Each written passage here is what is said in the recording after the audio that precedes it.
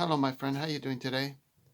Um, I remember saying in my last video I was going to do maybe one more video on the second book that's included with this book, which is only about 40 pages long. It's kind of like a little short story called Youth by Joseph Conrad. And I must say I was very, very pleased with this small narrative. Here we go. Youth, a narrative, it's called. It says, "But the dwarf answered, 'No, something human is dearer to me than the wealth of all the world.'" That's from Grimm's fairy tales, right? So, interesting little quote that he talks about, and emphasizing the value of the human experience. So this short story is really a tribute, a honoring of the zeal and zest for life that young people have. It's a tribute to the youth itself, because through the eyes of Marlowe, he's telling a story to his shipmates. They're at a pub in England, and they're in their maybe in their 40s or 50s, and they're talking about the experience they had when they were in their 20s.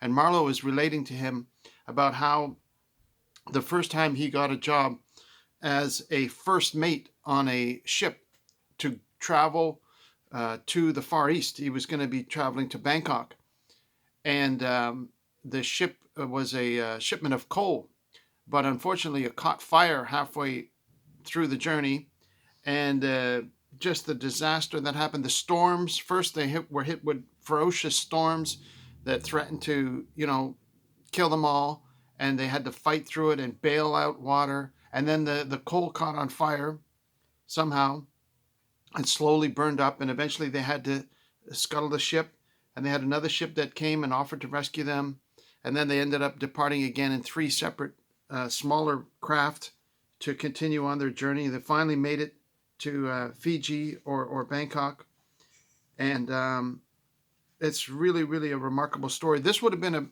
a better story to read than Heart of Darkness, or not better, but it would have been a good preamble. I would have put this first in the book to prepare the reader for what was to come in the much more somber Heart of Darkness. But anyway, I'll try and find a couple of excerpts for you, and maybe there's just one in particular that I thought I'd read. I thought I'd read an excerpt and maybe the last paragraph.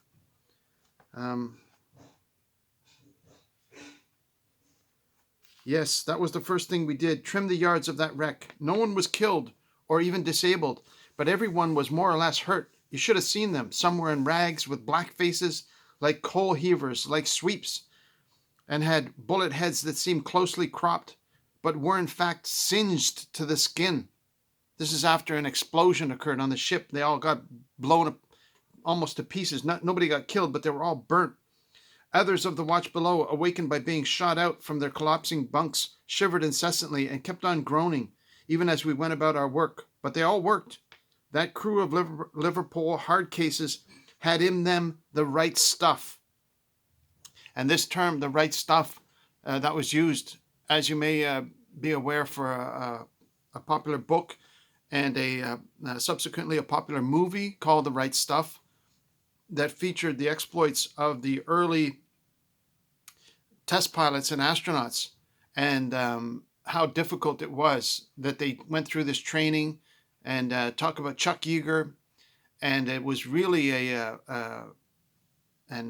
tribute to these young men, and in particular it is a male-oriented story, I must confess it is, and about how strong they were and how they overcame all these obstacles and to set themselves to the task at hand. And here he uses that same phrase,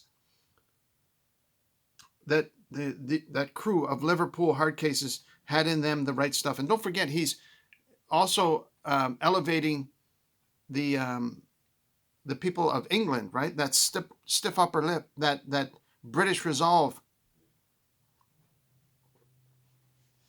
When he came back, he was elevated in society and given tributes. He wasn't made a knight, I don't believe so, but he was elevated in society because of his experience in shipping. And so he gives he says how great these young British men were and so on. So I'm sure the people of the day would enjoy hearing that. And in my experience, they always have the right stuff. It is the sea that gives it, the vastness, the loneliness surrounding their dark, stolid souls. Ah, well, we stumbled, we crept, we fell, we barked our shins on the wreckage, we hauled. The mast stood, but we did not know how much they might be charred down below. And so on. He goes on and so on and so forth. So he's talking about the right stuff, and just the level of chaos and misery they went through, where their lives were in danger every single day, and they would be up for hours and hours on end without sleeping, and getting blown up and burnt and sunburnt and parched because of running out of water and depending on rainwater, and on and on and on and on. Right? It's amazing they survived, but it does give one a real appreciation for the amount of misery they went through, just for the sake of earning a small salary. But they didn't even care about the salary. It was getting the job done. That's what they were motivated by. And then the last chapter, I'll just leave you with the last chapter here. I'll make this a short video if I can. By all that's wonderful, it is the sea, I believe, the sea itself. Or is it youth alone? Who can tell? But you here, you all had something out of life. He's talking about the men that he's with. Money, love, whatever one gets on shore. And tell me, wasn't that the best time? That time when we were young at sea, young and had nothing, on the sea that gives nothing, except hard knocks, and sometimes a chance to feel your strength. That only what you all regret. And we all nodded at him, the man of finance, the man of accounts, the man of law. We all nodded at him over the polished table that like a still sheet of brown water reflected our faces, lined, wrinkled, our faces marked by toil, by deceptions, by success, by love, our weary eyes looking still, looking always, looking anxiously for something out of life that, while it is expected, is already gone, has passed unseen, in a sigh, in a flash, together with the youth, with the strength, with the romance of illusions. And he repeats that theme a number of times, this resolve, this strength that he discovers in the jungle and while he was on as a first mate. One last thing that jumped out at me was he uses the term scallywags, a word I had no idea went so far back to as far back as over 100 years to 1899. And to see if I can find it here for you.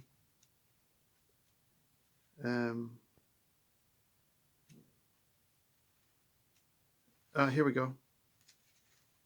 There it is. To an onlooker, there would be a lot of profane scallywags without a redeeming point. What made them do it? What made them obey me when I, thinking consciously how fine it was, made them drop the bunt of the foresail twice to try and do it better? He's talking about when they're in this very difficult circumstance, that the crew were listening to his commands to help them to escape the situation that they were in. And he said to somebody looking at them, they might just look like a bunch of profane scallywags, he calls them. I really love that term because I use it myself, and I always wondered where that word came from, but now you know. See, Joseph Conrad used it over 100 years ago. So if you don't like somebody, you can call them a scallywag. Right? So that's that. And I just thought I'd mention this would be a fantastic story to have as a high school, part of the high school English class curriculum. When I was in high school, I was from the poor side of town, so we didn't have the best resources. We had to share resources with another larger school at the time, and we were kind of this little adjunct addition to this larger school. And because we weren't part of the public school system, it's a long story. But anyway, but thank God we did have some English teachers that had the sense to provide us some English literature. Now, we had Shakespeare and we had Merchant of Venice, which we had to memorize portions of. And to this day, they're still stuck in my brain. Imagine, Senior Antonio, many a time and off on the Rialto, thou hast rated me about my monies and my usances. I don't know if I'm saying that right. Still have I borne it with a patient shrug, for sufferance is the badge of all our tribe. Now they forced that into our mind at that age. That doesn't disappear, right? I memorized that as a teenager, and it still comes into my brain. Now, why did they force us to memorize that passage? Do the math. The reasons behind that I cannot explain on video because it would be impossible to. I'm thankful for it, and I greatly appreciate it, but the underlying nuances of that particular passage are not discussable in today's environment. There are just some things you don't go there. But it's a footnote in my life. And the other book that they had, I'll give them credit, they didn't have anything from Joseph Conrad, but they did have Lord of the Flies, which was a good way to torture a young kid's brain. That's worse. I would say Lord of the Flies is much worse than Heart of Darkness. I would recommend the short story. It's only 35, 40 pages. Youth is better than both of them. This story, Youth, about the exploits of this guy on this journey, it doesn't have any killing in it. It doesn't have any of this crazy stuff that Lord of the Flies had. Who wrote that? Golding? William Golding? The guy must have been a psychopath. And Shakespeare, yeah, Shakespeare is good. Okay, it's fine. It's got a lot of good vocabulary and, whatever. But that particular one was too. I'm not going to go there. But yeah, this would be a great story for a young person to read, to get a feel of adventure, to get at least a sense of having to battle against something that's difficult, to give them that inner spark and fire to overcome circumstances, no matter how difficult they are. You just keep on keeping on. This is the benefit that the young have. They will just go and they will try without. This is why they put young people into the military. No wonder when they're 18 years old, you tell them to go attack that hill, they're just going to go full tilt. They're like, they're like the guys in that story. Whereas you get older and you're like, yeah, no, that's not going to happen, right? So, but to be able to channel that youthful enthusiasm in a positive way, this is a great story for that. This is an excellent story for that. Lord of the Flies is very little redeeming quality to it. It's a very dark message. It's showing that the youth left to their own devices will devour one another and go bonkers. What kind of message you want to give that to your children? And so whatever they're learning today in school, I doubt they're even memorizing anything. I doubt they're even studying Shakespeare. They're studying, what they're studying, all this other stuff that has been brought in. So if you're going to homeschool your children, that's the only option today. There is no valuable education unless you're sending them to some exclusive private school, or unless they're getting educated over in England, unless you're going to one of the British schools that are over 100 years old that still know how to teach children to be educated people. Those are the people that end up ruling the world because their mind gets educated at a young age by reading classic literature, like things written by Joseph Conrad. Imagine the level of intellect that this guy had to have, knowing 5 languages and still being able to learn English better than 99% of the population, and then write about dramatic life experiences and struggles and the pain of life and the anguish of the human condition. It's just unbelievable. So if a young person reads that type of literature when they're in their early formative years as teenagers, they will expand their mind to such a state that they will be able to overcome the difficulties that they face in life and not crumble under the pressure of whatever ideology happens to come along and destroy their self-esteem, their strength. They don't have. This is what he talks about so often: the strength. Now, the filmmaker also used that theme in Apocalypse Now when Kurtz is talking at the end, and he mentions the strength of character of the natives who, didn't understand getting these, and they, I don't want to describe it because it's too harsh, But again, he mentions that, the strength, if we had that strength, and the emphasizing the value of having strength in life. Obviously, you don't want to have it for nefarious purposes. You don't want to have it only for military reasons. You also want to have it for reasons of self-sustainability, right? Self-sustainability, the ability to take care of oneself, the ability to take on the challenge of life and say, yes, I'm going to go and get a job and work, and I'm going to make this much, and I'm going to save this much, and I'm going to set some aside. I'm going to invest a little bit, give a portion to 6, maybe to 7. There's also a passage in here that I would like to point out to you. Oh, I had written it down and I didn't have it here, which was very encouraging as well. I forget what page it was on. Was it 148? Where he quotes from, I believe it was page 148. No, it wasn't. Let me see. As the sparks go up, he quotes from Job in the story. I want to see if I can find it for you, because it's a very powerful statement.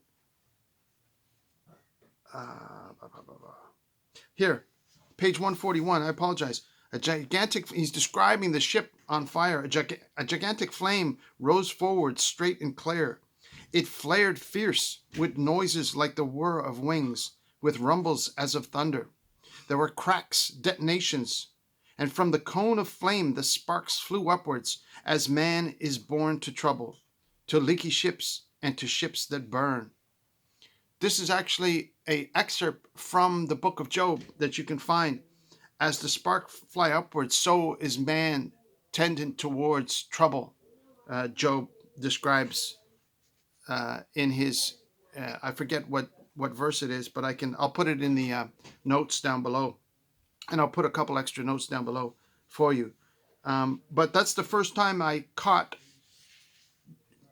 in the sense that I discovered. He may have previously, but if he did, I was oblivious to them. But this is the first time I actually seen him specifically quote from Scripture in a way that is very, very hidden. If you're not paying attention, you would miss that he's actually quoting from Job there. But he gives that little tribute to the wisdom of Job, who understood so well the character of man. And when I say man, I mean collectively the nature of humanity, men and women, how we face struggles and how we deal with struggles and how we experience the pain of life and what is it all for and what does it all mean. The purpose of our lives is to experience life that we may present to God a heart of wisdom, so that when we leave here, we can meet God and say, yes, meet our best friend, Jesus Christ, the one who saved us, and say, yeah, wow, that was an adventure, man. What a learning experience. But then to be ready for the next, even more real adventure, to awaken from this dream that we're experiencing now, because this is just a dream. And then when we fully awaken to the next life, the next reality, when we spend eternity together with God and Jesus in heaven, that is when reality really kicks in. If you read the people that have had near-death experiences and have felt that they've actually died, a common theme that they tell us is that how much more vivid it was, how much more real it was compared to this life, that the smells were better and the colors were more vivid, and beyond their ability to even describe it, that it was so much more real that they didn't want to leave and come back to this reality. And so this is the hope that we have, that this is just a short time that we're here on earth. 70, or for due to strength, 20. That's, how much is that? 70, 80 years? That's not a long time to be on this planet, unfortunately, as they're trying to extend life for a couple hundred years for the elites and maybe to 1,000 years for the elites.